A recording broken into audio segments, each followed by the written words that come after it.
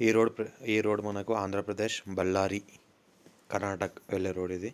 2 acre 10 గుంట land for sale. మనకు 15 lakhs per acre అంటున్నారు.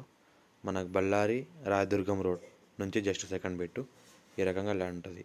ఒక బోర్ ఉంటుంది. ఈ రకంగా 33 feet మ్యాప్ రోడ్ దారి ఉంటుంది మనకు హైవే నుంచి.